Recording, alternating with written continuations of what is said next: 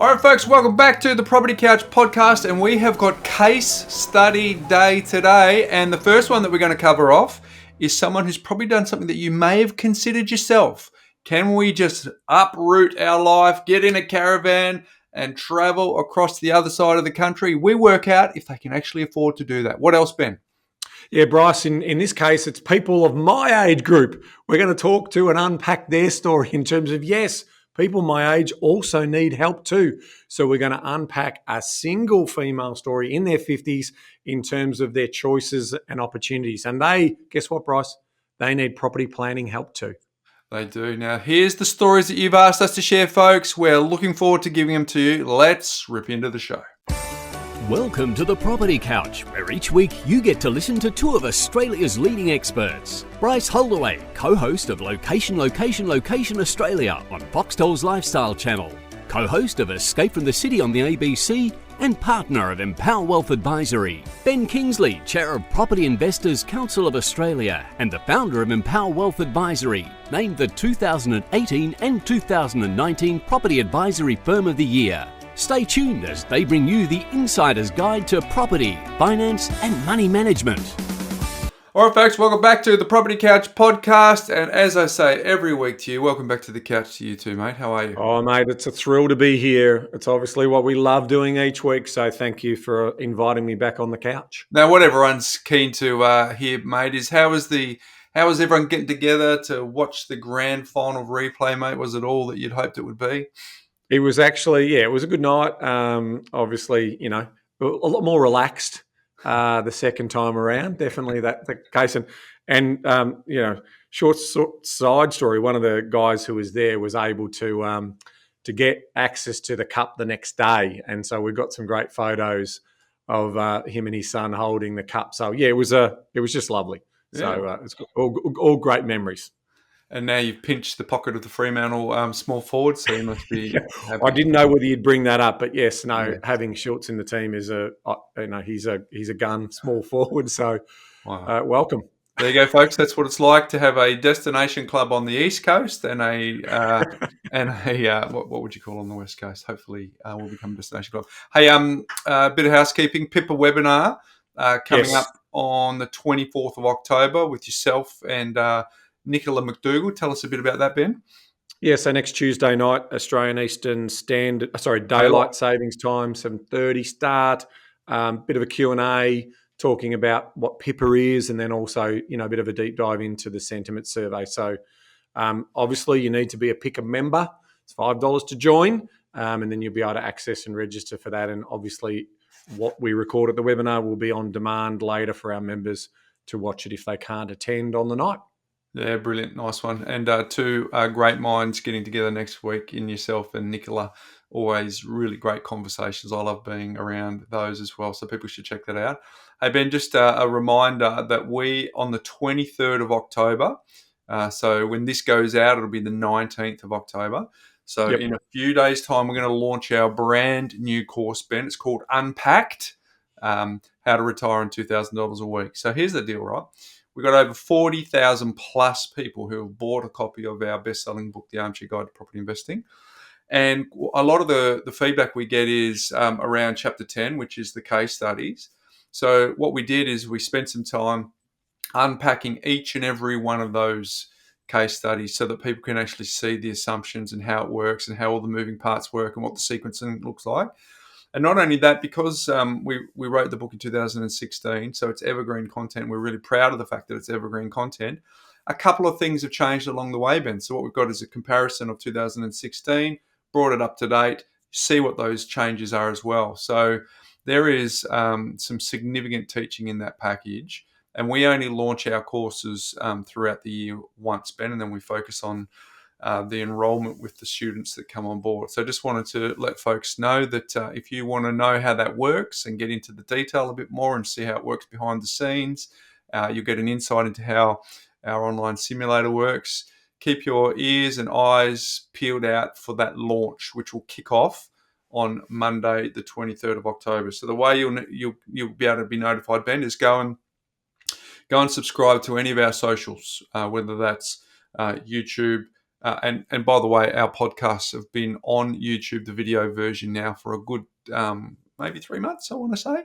Yep. So if you Yep. like to watch it, you can do that as well. So YouTube, Insta, all the usual suspects, Facebook, because we will have notifications there. But the very first people to find out, Ben, will be those that are on our newsletter list. So if you go to thepropertycouch.com.au, on that page you can get a free copy of Make Money Simple Again as a PDF. That will give us your email address, and you will be the very first to know if you actually do that. So I want to encourage everyone who wants to be a part of that launch to go and give us their details so that we can let you know. Can't buy it at any time throughout the year, Ben. It's only available during this upcoming launch. So let your friends know, share it on socials, all those sorts of things. We'd certainly be appreciative of that. I said we're going to give away some copies today, Ben, or some advance notice, because we've never done this as a brand new one. So the first one is from BC Sparkles. It says life-changing stuff. I've learned so much from this podcast over the years. So amazing, it's free. So thank you for that, BC Sparkles. If you let us know, we'll give you a free copy of Unpacked. The next one, Ben, is from Tito135. Can't speak high enough. I'd rate this 7 stars if I could. The combination of highly analytical and tactical and strategic teachings of a property investment principle in an easy and simple way by a top property advisor and a top buyer's agent in the market. Whatever better way that they are doing this out of passion in a very authentic and ethical manner. So thank you. So from 7 stars, Ben, to 3 stars. So just so that we don't read out all the 5-star ones, this is from 1TLM. Podcasts are too long. I've been listening to your podcast for a number of years, but recently I found myself listening less and less. The reason is your podcasts are too long. Can you keep them to around 40 minutes? I like to listen to podcasts while getting ready for work and driving to work. Because your podcasts are 1 to 1.5 hours, I find myself listening to other shows. It would be good to hear if anyone else agrees.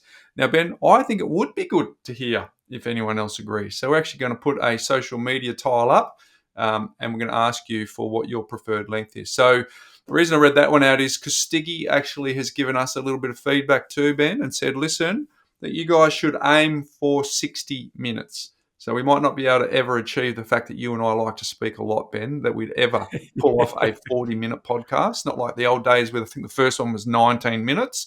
But we are certainly conscious of the fact that people want to listen to a whole bunch of listening opportunities through their week. So our goal, not our absolute deadline, but our goal is to keep it around the 60-minute mark. We'll see how we go today, Ben. With the exception of if we get a guest, look, we're just going to let the content roll, and hopefully people can listen to it on the way to work and on the way home from work if they go over. So let us know if you agree, Ben. No, actually not you, Ben. Let us know if you agree, folks.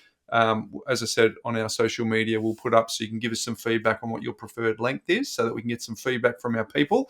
But Ben, there you go. 3 people who have got Unpacked first to get their hands on it. It's terrific. I mean, and it was a real joy to be able to put all of those case studies together. In fact, when we did it, was it 7 years later or 8 years later, in terms of what that story was, it's quite fascinating.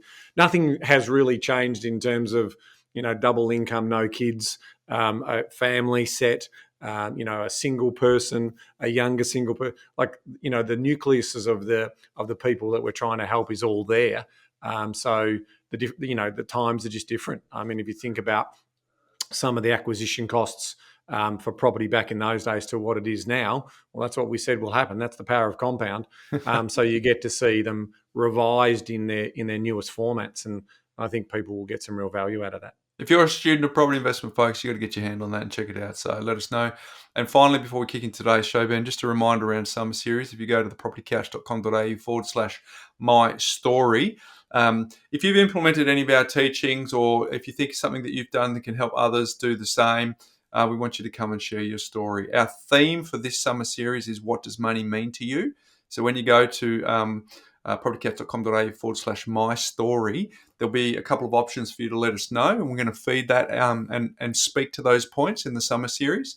And you and I are also going to give some feedback in the lead up to that as well around, we've collected hundreds and hundreds and hundreds and hundreds, some would say thousands, Ben. Tens of over 10,000. In fact, over 13,000. So we're actually going to share with you in the lead up in the podcast just before we kick off summer series on what money means to the majority of people, because we have got a data sample that is large enough, as Ben's just pointed out, for you to get some real insights into that. And you might be surprised that a lot of them are to do with non-things, Ben. It's not about things. It's not about material things, Bryce. That's right. About other stuff, which is really cool. So, folks, I say this all the time. I want to speak to the person who just had a little shift in their stomach right now, Ben, when their initial instinct was to go, I want to come on summer series, and then something just held them back, and they went, oh, no, I don't think my story is interesting enough, exciting enough. I'm talking directly to you, because I promise you that is the feeling that every single one of our summer series guests has had over the journey. So please lean in. Go to thepropertycouch.com.au/my story. And I've done this a couple of weeks in a row, Ben, but ladies, please put your hand up. We want to hear from you. We've got a couple of ladies lined up already, Ben, and it's going to be a fabulous. Brilliant. Super excited. All right, today we're going to do, in the theme of Unpacked, Ben, how to retire in 2,000 a week, we're actually going to do some case studies today. This is the feedback that our people have given us in the survey. They want to hear these stories about real people going through some of the challenges that they are facing. So we've got 3 that we're going to cover today, which we're super excited about. So whilst we get there, my Mindset Minute theme today is a quote that I came across by Robert Greene, who's the author of The 48 Laws of Power, and there's a couple of other books that Robert Greene's done. But this one was super interesting. Never be so foolish as to believe that you are stirring up admiration by flaunting the qualities that raise you above others. By making others aware of their inferior position, you are only stirring up unhappy admiration or envy that will gnaw away at them until they undermine you in ways that you cannot foresee. Interesting. So I've unpacked that. So the first bit, Ben, so the never be so foolish. People won't automatically admire and respect you, is that. So never be so foolish as to believe that you're stirring up admiration by flaunting the qualities that raise you above others. Our assumption that will get people to automatically admire and respect us is flawed. The second bit saying, by making others aware of the inferior position, you are only stirring up unhappy admiration or envy. Envy is just unhappy admiration.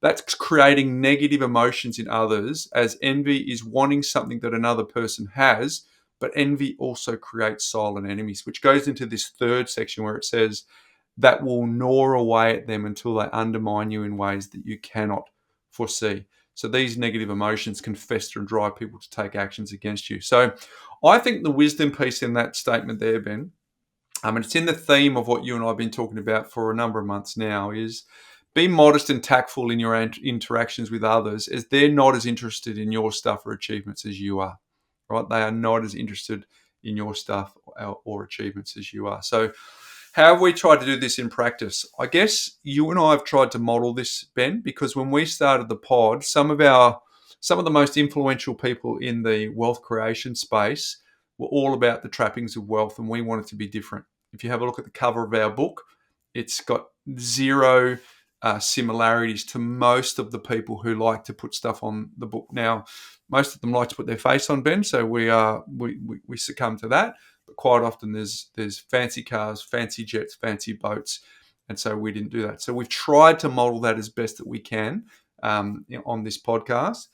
And secondly, in my own life, I've done it where, despite the TV background, Ben, I never talk about this ever in any of my social groups. I don't do it. A lot of my Torquay based friends, because we've only been down in this community for 4 years, they wouldn't know about it, and if they do, they've never heard about it from me. So I've always tried to implement that in practice as well as you and me. So some examples of undermining that you cannot foresee is maybe sabotaging your reputation, some passive aggressive behaviour towards you. They can build alliances against you, undermining your projects or initiatives, or they might just be playing the long game. When you least expect it, something might pop up. So to round this out, Ben, I just want to remind folks about the man in the car paradox with Morgan Housel. If anything has changed my mind personally, Ben, in the last 10 years, it's this concept alone. The most impact in the last decade for me, and it's this. People just want to be the guy in the driver's seat. But when you see someone in the driver's seat, you don't actually admire the driver. You just imagine yourself as the driver. So if respect and admiration is your goal, be careful how you seek it. Humility, kindness, and empathy will bring you much more respect than the car you drive or the home you live in ever will.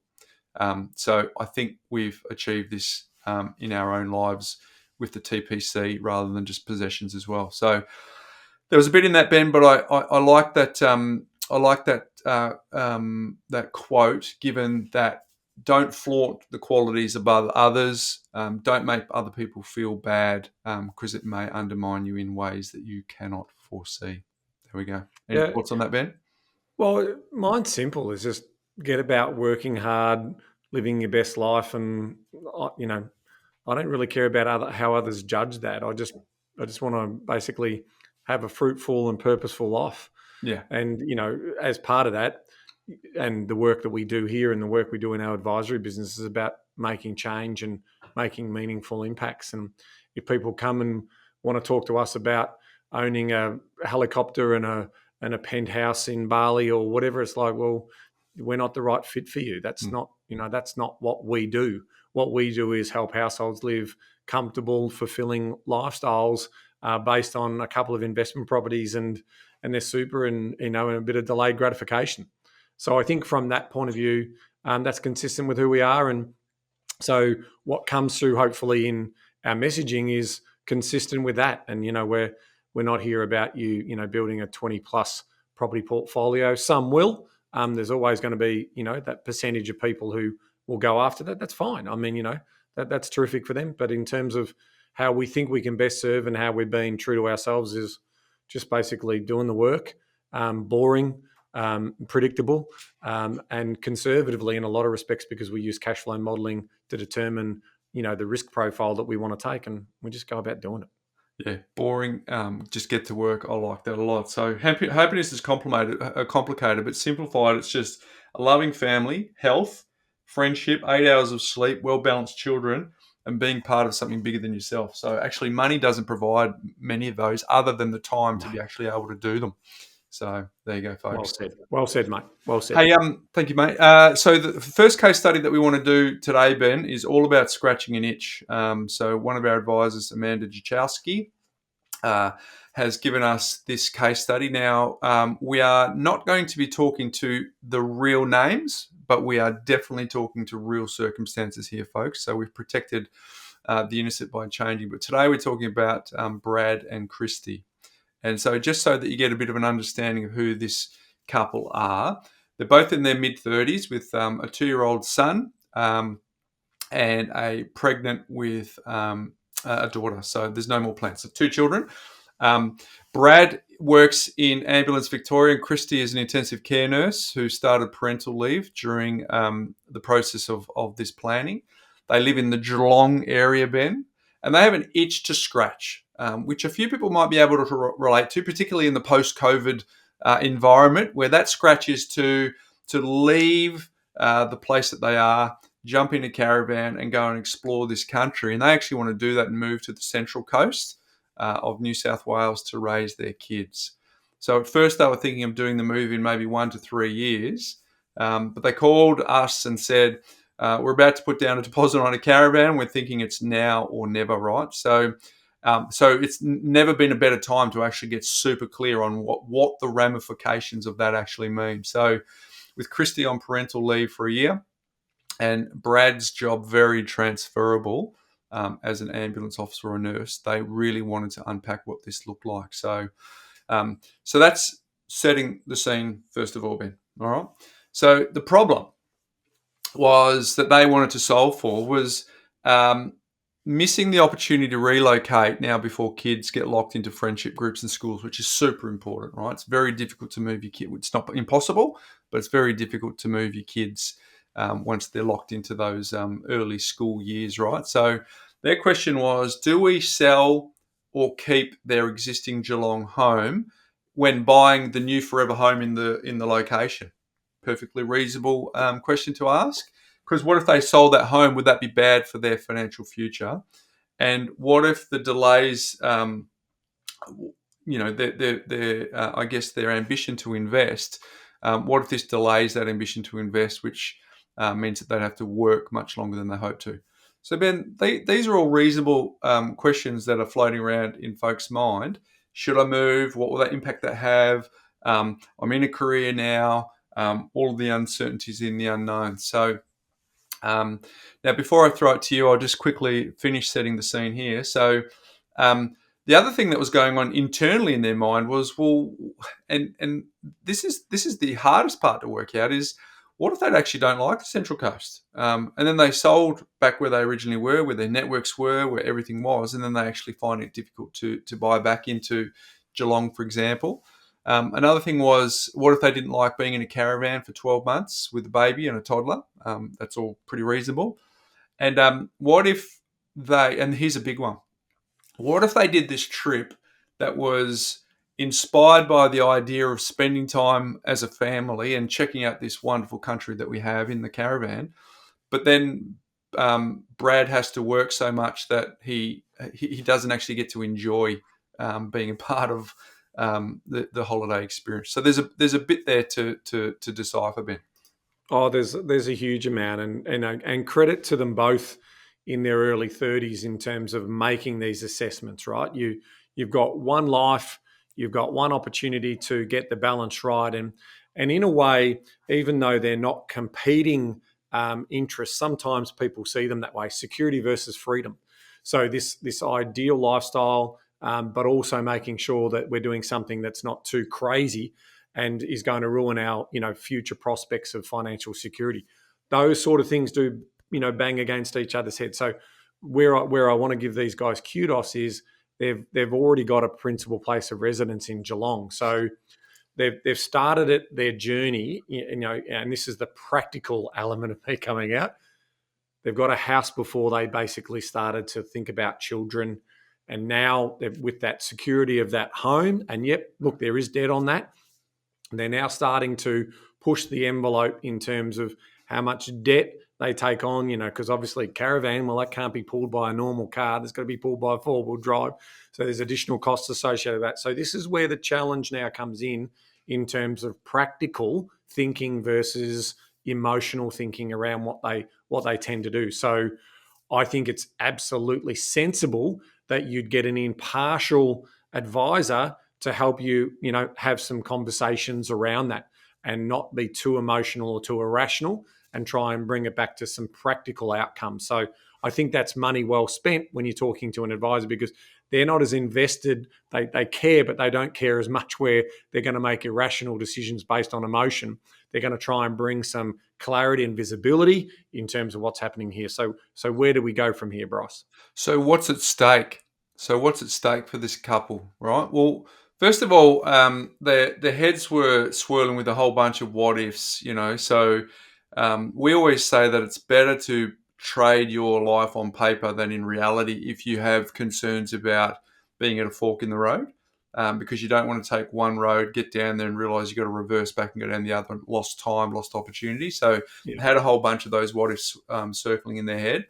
The other part was, if Brad was to leave the ambulance service in Victoria, that would close the defined benefit super, and that was a big risk. So the defined benefit is hard to come by, and that would be, Ben, we might want to talk to this point, but you don't want to opt out of the defined benefit lightly.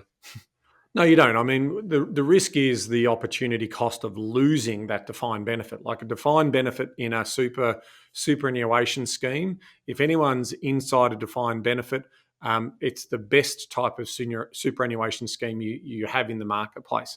So it does allow for a continuation of benefit in retirement. It's almost like an extra pension that you would potentially get as part of, that's how most defined benefits are designed. So the idea why do sort of Victorian ambulances and the government set these defined benefits up for people like Ambos is because there is a real risk of turnover of staff, and so having that attraction net there and then that's sort of like a handcuff to try and keep you there. So ultimately it's a trade-off that Brad would have had to make in terms of wanting to move and realizing that he's giving up that. So what part of investing is all about is saying, well, if I'm giving up that, what am I doing to supplement that? So don't just sort of give it up completely and then just go and live discretionally.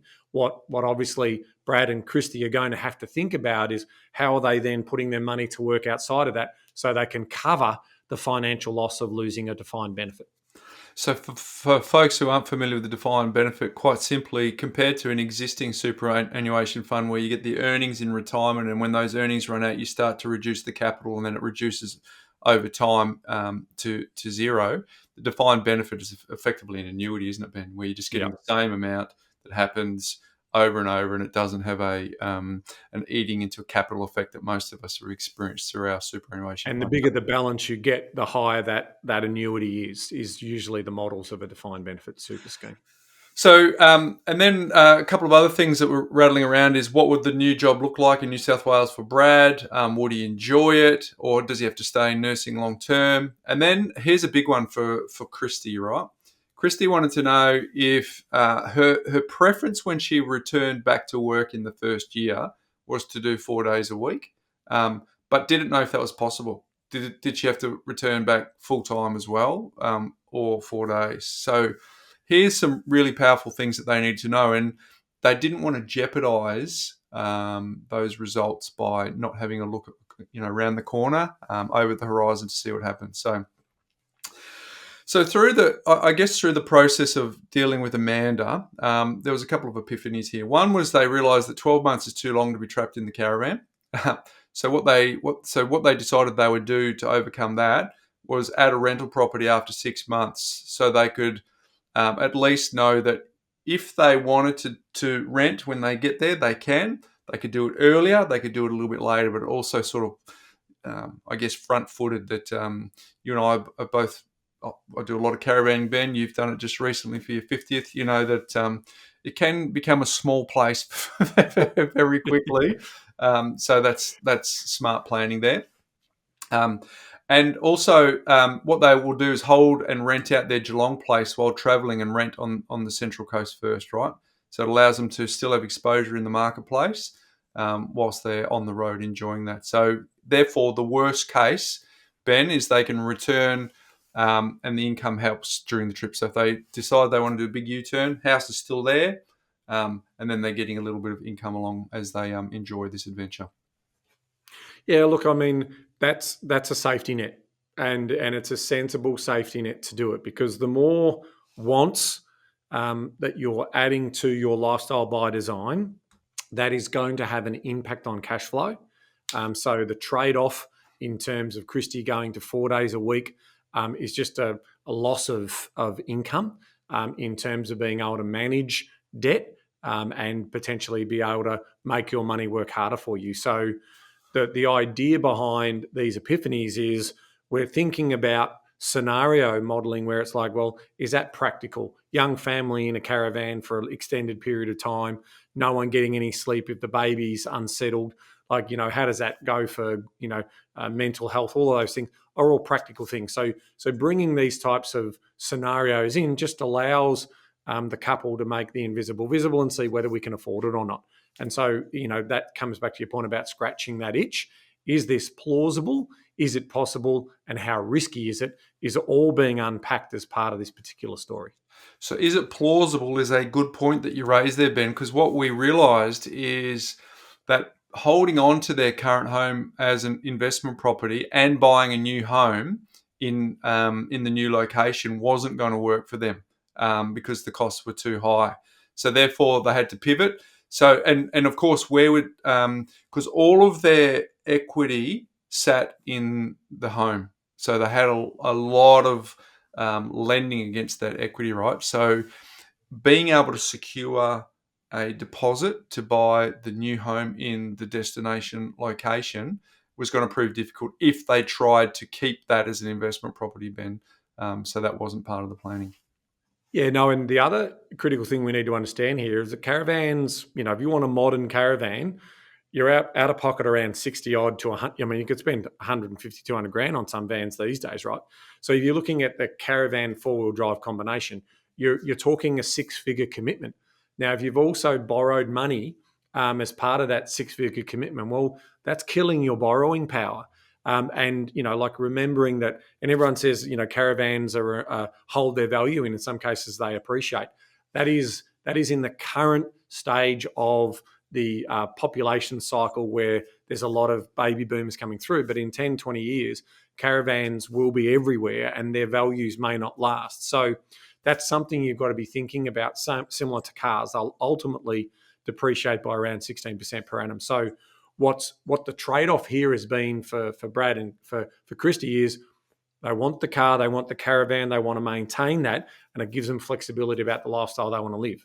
The trade-off is we're not able to, if we're not working full-time for both of us, and we're not able to get those jobs and reduce that debt, then ultimately we're not going to be able to hold the investment property in Geelong and also acquire the new principal home in their future destination in terms of where they're looking. So that's a trade-off, and it's a judgment call that they get to make based on the informed information that we provide them with.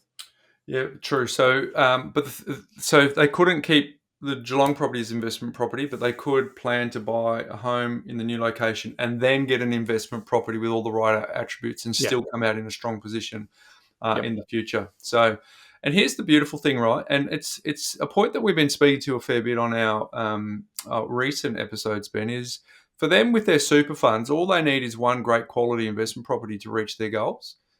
So the combination of having that investment property to fatten out the super that they'll get, given that they're in their mid-30s, means that they don't need to build this enormous property portfolio to achieve the goal outcome. So, by the way, the goal was $2,000 a week. Surprise, surprise here, for them to have their passive income in retirement. So, combined with super, one investment property, having the right planning, they were able to do that. So, part of the juggle in chatting with Amanda is that they needed to understand that the car replacement amount and the frequency was eating away at all their surplus. So what we did is we played with time, target, income, and expense. We played with those levers to realise that the time between replacements created a real opportunity to free up some cash flow for them. So.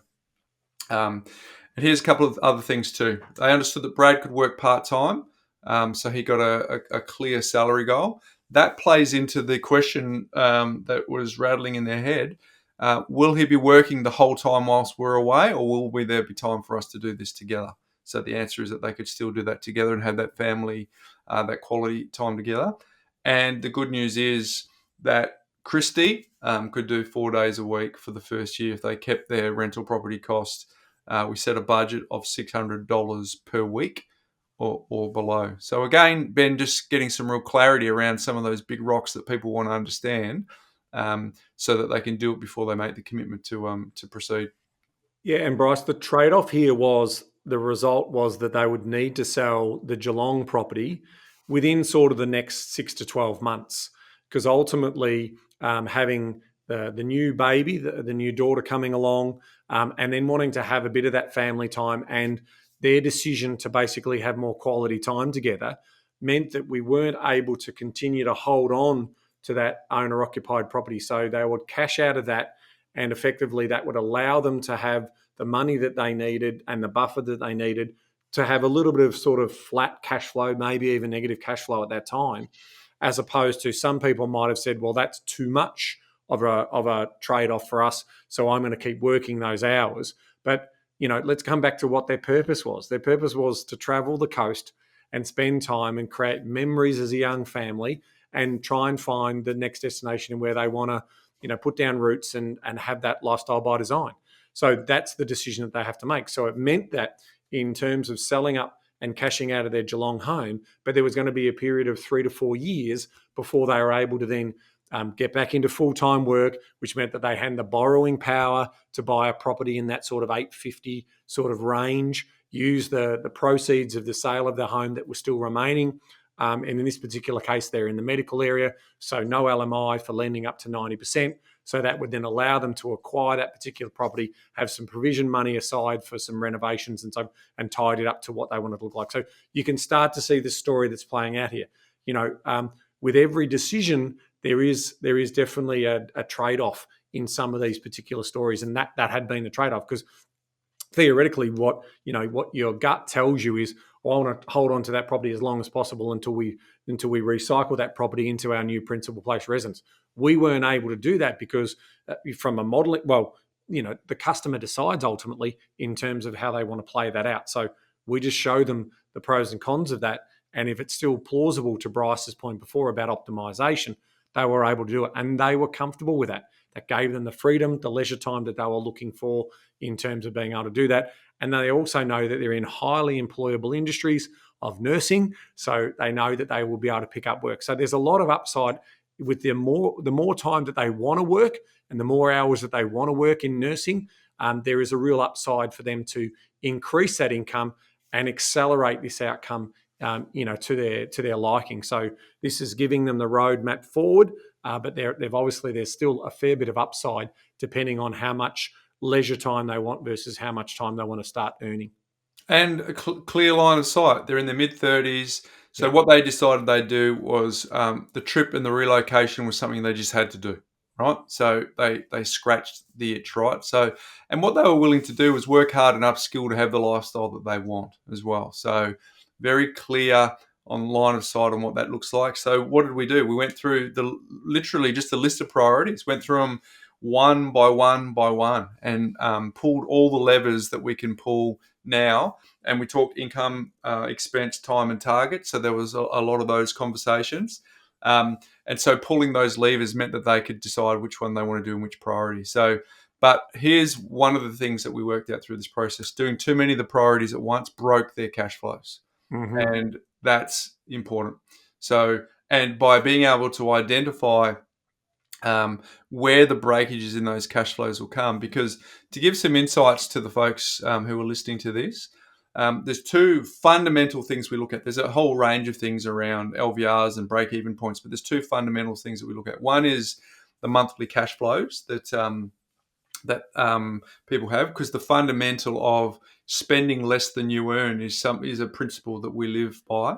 So we can see all of, because we model out all of the income that people have over time and all their expenses. And clearly when there's a gap between the income and the expenses, that's where we see the opportunity. And in some cases, you might find that the expenses actually flick over to be greater than the income. And for some people, that's fine, but it relies on having something else, which is household liquidity and making sure that they were able to be able to fund that. Now, given that a lot of their cash flow was borrowed money, and the fact that we wanted to make sure that they didn't overcook themselves on their monthly cash flows, that helped determine which priorities you do in which order, to even that parameter around $600 a week and rent and 4 days work. That was all taken into account, Ben. Yeah, it was. I'm looking at their models quickly now, and I can see that you can see that significant dip in income to your point where it goes into negative. And then I'm looking at those buffers, because ultimately this game is pretty simple. Trap the surplus and make that money work as hard as possible for you. And in our case, we use property as that vehicle. And because you've got the leveraged outcome on that, you also need to have extra sensitivity around being able to afford that loan over the medium to longer term. So that's exactly what monthly cash flows and household cash flow position allows us to see in real time, month to month, as part of that particular story. You then have a look at your debt level ratios, and then you ultimately are having a look at the overall picture about when debt is going to be retired out and how comfortable they'll feel in retirement. And that's effectively what we see in all the models that we're building. And to your point, you can ask for too much or you can want for too much, and if you're not building up a wealth base in behind that, at some point in time, you're going to run out of cash and you're going to, divest of all of the net worth that you've been able to build up. So the idea is you've got to accumulate first, and then basically live off that accumulation. So I think, that rounds out what is a pretty solid story for these guys. And I think for me, some of the big takeaways are really simple around a lot of learning that went on here for this couple. this is probably the very first time they've been exposed to such modelling and sequential sort of thinking around what's important to them and making decisions around priorities in their life. And when you're doing that and you're getting that informed by the data as well, you're going to be, well, I always say make the invisible visible. Once it's visible, you can believe that it's possible for yourself, and that knowledge and that confidence that comes from seeing that in terms of I cannot be what I cannot see. Well, once you start to see that, you then start to say, okay, well, now I need to know how I climb the mountain, and now I need to know when I need to do those things in terms of how I took actions and the achievements and the transformations that occur off the back of that. So let's summarise the end result then, because we've got a couple of things to think about here. They found out that by Brad becoming casual and Christy on parental leave does affect their borrowing capacity, so they need to rent it first. Tick, that's what they worked out. They also know that they're comfortable renting, knowing that when Christy goes back to work and Brad had a longer employment history, they will be better placed to get the new mortgage and were holding property during that time. So that's another tick. They got the clarity to keep their principal place of residence while travelling, renting, and sell just prior to buying their new home, so they can fund that purchase. The plan also showed that they couldn't afford to hold both properties. And also the plan was very clear on the defined benefits. So they spent a lot of time around that for the super. So learned out what that looked like by ceasing his employment and ceasing his contributions and how this would affect the retirement incomes. That was obviously a big what if that was rattling around in their head. And they also learned about the 6-year capital gains tax free rule when selling in Geelong. So if you've got one principal place of residence, so that's good. But here's the really, truly transformational stuff. One, it gave them the confidence to go. Two, it made them really excited to find out what came ahead for the family, but also reassured them that they could cover their finances during the trip and plan to get back into the market and buy the home, their principal place of residence, when they got there. There were parts of their journeys where they had different preferences, but because they were able to see it, they were able to get in alignment with that. And in a lot of ways, they were excited that they could have their cake and eat it too. So they could still replace cars. They could keep the caravan, renovate. They scratched the itch on private high schooling for the kids when they can semi-retire and get the retirement passive income they want. So overall, a really good outcome, Ben, for a couple that could easily have stayed static in what they're doing and maybe not as been fulfilled as they hope to as a family, or here we are, they've gone down the path, wonderful time in their life, got young kids who are going to benefit from being in the caravan and seeing all that has the east coast of Australia has to offer. Hopefully they get in the caravan and go to the west coast too, Ben, but clearly just having the opportunity to spend that time building memories with their kids is something they will never regret. But at least the point around regret is that they got super clear line of sight on whether it's possible. Yeah, I think for me, I summarise this by thinking about the mapping planning that they did on the journey that they're going on. If they didn't do that, they would have gone with the flow and there would have been a lot of missed opportunities, lack of optimisation, a lot of opportunity cost lost. They've avoided the majority of that. Now, is there going to be a detour on their plan? Are they going to, sort of look at and explore some things as they've walked a mile and seen a mile? Maybe. But the best part about that is, the knowledge that they've been able to pick up on the journey that they've travelled so far, which is only a short way. They've got a magical life ahead of them, but they will be able to then anchor some of their thinking based on some of the knowledge that they've been able to build through working with Amanda and the team in terms of getting that story together. So for me, it's clearly there's a huge amount of value in terms of what they've been able to get from this process. And it means that they'll hopefully make smarter decisions with confidence in terms of what that looks like. And they also, know that they've got a lot of wealth tied up in cars and caravans. And so if things do get a little bit more tight or opportunity presents itself to get a more significant asset, they've also can, liquidate some of those and downsize some of those types of options as well. So I think it's just another clear example of the importance of optimization and planning to become what you plan to become, but also understand that there's going to be some variation along that journey as they so choose and wish to do over time.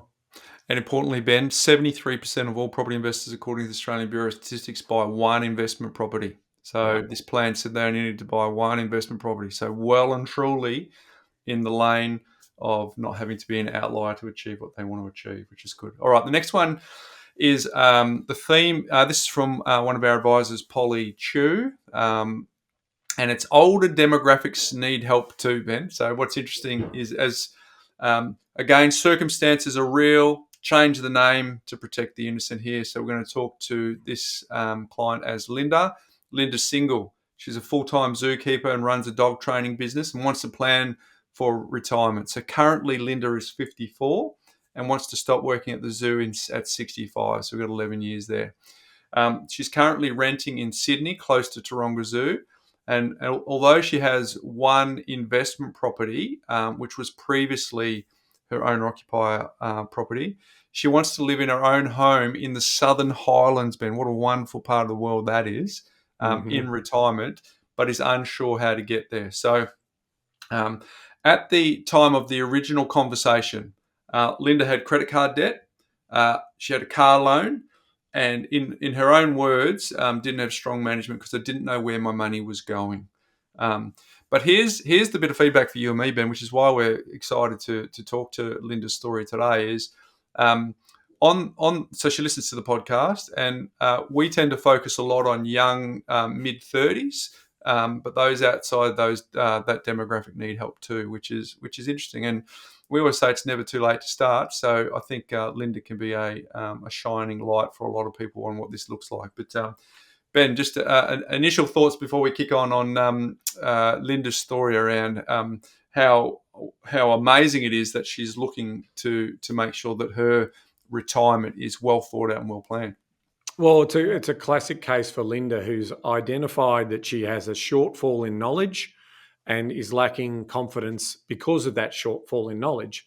So for her to say that she needs help is a really positive part of that. There's more to unpack in this particular story too, because she, once realizing the problem, she did actually start to think about using property investment business, which sells off the plan or house and land packages. And, was pitched this idea of investing in, buying land and then building a house on top of it. Now, to her credit, it just didn't feel right for her. There wasn't enough information. So maybe 80% of the information sounded okay, but it's that 20% that left her with a little bit of doubt. And so that's really good that her gut told her to keep looking. And she needed to sort of say, like, how are you addressing my issue around money management? That's the first thing I need to solve for. How are you addressing? So yeah, you might have a product to sell me, like a property, but in terms of how you're doing that. So that's my initial observation here in terms of she's made a really smart choice in terms of looking for a fee-for-service opportunity to be able to work with an advisor. And what am I going to take away from that is the big thing. So, if I was dealing with Linda for the first time, the big things that I'd be saying is, I want to make sure that I can convince you that money management is the essence of spending less than you earn, but also having clear understanding of where your money is, how to control it, where it all goes, and getting that household financial hygiene, that money hygiene sorted. So you're built on good foundations. You're not built on sand. You're built on rock foundations. Is going to be a really big story for Linda as we unpack, what she did. So here's the problem we're trying to solve on for Linda. She was concerned around missed opportunity, right? So here's the fundamental question: Do we sell the Sydney investment property now, or do we do that later? Can we afford to hold on to that property whilst we buy the owner-occupier property? If you remember, Southern Highlands is the goal here. So she was unsure what she could afford, but here's the kicker: she knew she had to take some action. So as Ben has pointed out there, she did get exposed to someone who wanted her to buy something that we personally wouldn't necessarily recommend. In fact, I'll be emphatic, we wouldn't recommend around that house and land package. But she was very clear on, okay, this is where I want to be in the Southern Highlands. How do I make that happen whilst I'm still going to be working for the next 11 years? So a hybrid model might have worked for her. So here's what was at stake, all right, for Linda, and it's reasonable. What if this didn't? What if she didn't choose the right path? She's at the fork in the road and she goes down the wrong road. That would jeopardize her retirement plans. And that wasn't palatable for Linda because she is a very hard worker. So she gets 1 to 2 days off per fortnight because she works weekends and overtime. But she knew she wanted to stop at the job at the zoo at 65. So she could not afford to make any mistakes, and also wanted to try and factor in current lifestyle, which included traveling, and has a couple of dogs to take care of. So, here's the epiphany that happened for Linda. Right, so she knew that she needed to be very clear and intentional on what it took to stop at the zoo. Now, she loved working at the zoo very much, Ben. I'll just probably pause at this point here. Probably my kids their dream job, really, working at the You're not wrong. Yeah. working at the zoo. But she realised that she needed to get a roadmap to financial peace so that she knew what foot to put in front of the other, what was the optimization and what was the sequence. So, Ben, there was 3 scenarios that you might want to talk to here that we went to optimize for. So we'll go through the 3 scenarios and then we'll tell you which one she chose. Yeah, so the first one was to buy an investment property, selling her existing investment property, which was her principal place of residence originally, and then buy the new family home or her owner-occupied home for around that sort of 850 mark in around 2034. That's scenario number 1. Scenario number 2 was sell the existing property and buy a hybrid. So in this particular case, rather than waiting until 2034, which is a long time away, because remember that 850 is going to be worth a significant amount of money into the future, then this idea of buying the hybrid with a little bit more value here sooner rather than later, so i.e. 2024, and then a potential investment property in 2025. Now, likely they would need to sell that investment property down the track because once Linda hits that retirement, that income that's coming from her full-time job ceases. So you would be managing out how much cash flow you had to hold onto that property for as long as you could, but then you'll be potentially sell that property and take the capital gain as a lump sum of income, putting it into your savings or your super as part of that story as well. So that would be post-retirement. Scenario number 3 is sell the existing property to buy the hybrid at a little bit of a lower price point, $850 next year, and then the investment property in 2025, and potentially hold on to that investment property because you didn't spend as much on your owner-occupied home.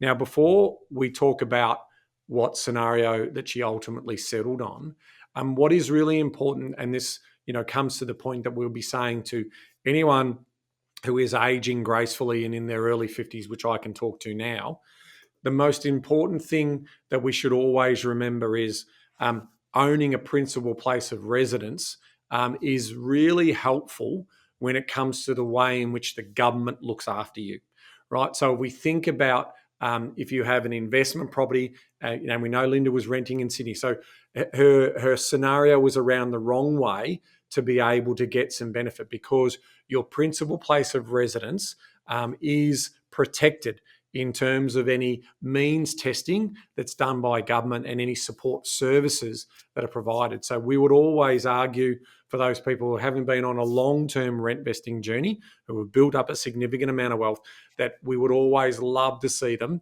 with their own principal home because they will potentially get other services from government that they've well and truly earned over the 40-odd years that they've been working and paying their taxes, that getting that structure right. So that's what we saw here. So to the point, sort of people going, why are you selling that property? You guys don't sell. Well, the reason why we're saying so, because she doesn't want to live back in that location.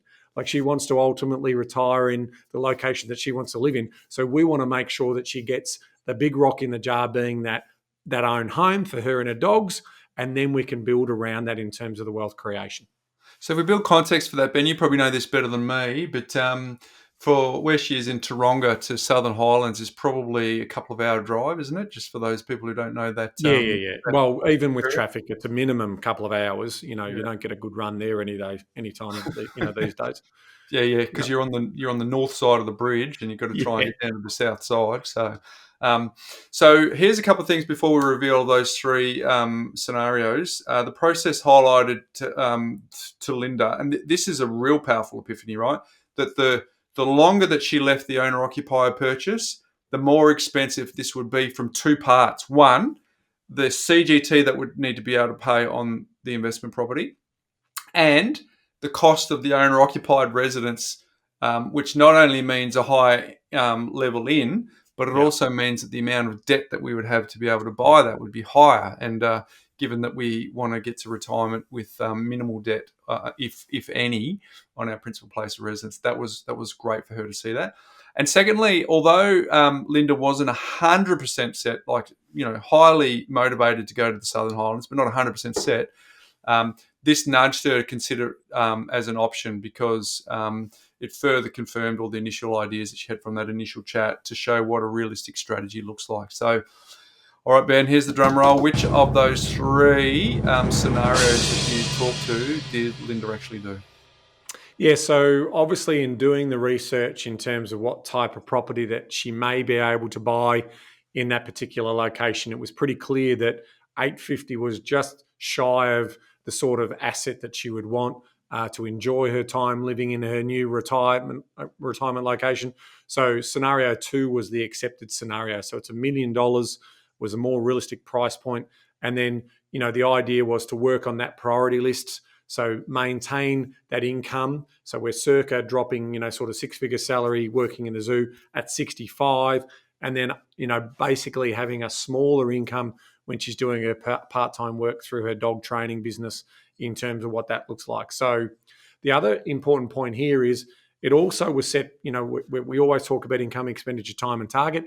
In this particular case, the income, the passive income that we were looking to get was around that $30,000 a year. Remember, single, yes, travel was important to her, but there's not a lot of cost you have when you're living by yourself. So you've got your pets and then ultimately your health and those types of things. So she was quite realistic about what her expectation was.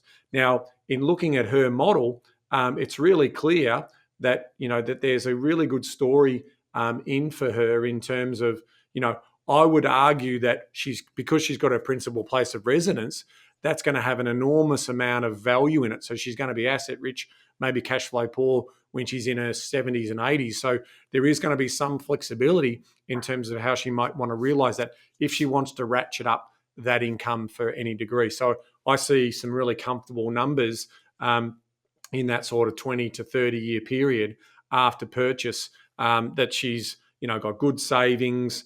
So I would have thought that those numbers could be tweaked quite considerably because the vast majority of her wealth is trapped in her at that time when we have to sell the investment property in savings and super and also her principal place of residence. So good news story all around. It is a good news story. So let's summarise what the end game looks like. So there was a clear roadmap to retirement, living in her own home with her dogs, whilst being able to maintain her current lifestyle, which included travels to Europe in September 25, which is clearly something that she was keen to do, and continue to rent where she wants to in the interim. But if we talk about what the process gave to Linda, we'll just put it in our own words because here's some of the feedback that she gave. She said, I found my advisor when I was researching how to use equity in my home to buy an investment property. The information out there was confusing.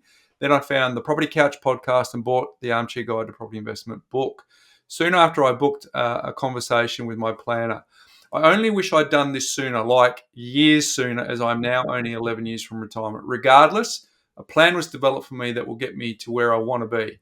Had I done this in my 30s, my financial position would be incredible. Doing it in my early 50s limited my options, but I now have a plan to see me into retirement and live the life I dream. So without my advisor, I worry what my retired life would have been like. I'm so happy that I did not do this alone and used their incredible expertise. The future is now, I like this line, the future is now exciting instead of scary. I'm eternally grateful. So that's another good news story there from Linda, Ben, to go with the Brad and Christy story. Now, Ben, if I'm a man of my word, I'm looking at the time going, there is no way that we can roll into third. Now, that's all right because we're doing some more case studies next week. So our third one is about receiving an inheritance from grandma. So hang around for that next week. Next week we'll pick up that one. But how rewarding is the work that Amanda and Polly get to do? I mean, that's what I love about, when you're, entrusted with the responsibility to help households like what we saw with Brad and Christy and also with Linda. It's just, this work is meaningful work, and it's a testament to the concentration, the application, and all of that's going on, because we are playing with people's lives here. And that's why it does need to be considered. In our case, we think it needs to be a little bit conservative. We always want to make sure that we've got adequate buffers, and we're also factoring in variables such as high interest rates as well. So well done to obviously Amanda and Polly with those two brilliant case studies, and congratulations even more so to those couples who are taking action on living their lifestyle by design. And Linda, we can't go back in time, but we've mentioned that a few times on the pod that, when's the best time to start?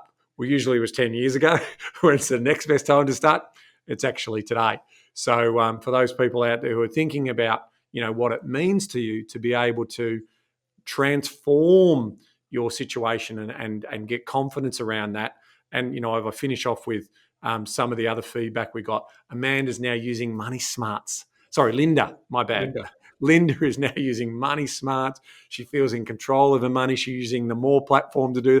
I tell you, that in itself is just that there's something that internally lets these people feel again back in control. And then you have that realization is, well, why didn't I do this thing earlier? It isn't that hard when you've got the right tools and the right systems. And in that case, the More platform is helping Linda go about her execution of her plan. And I think that's super powerful.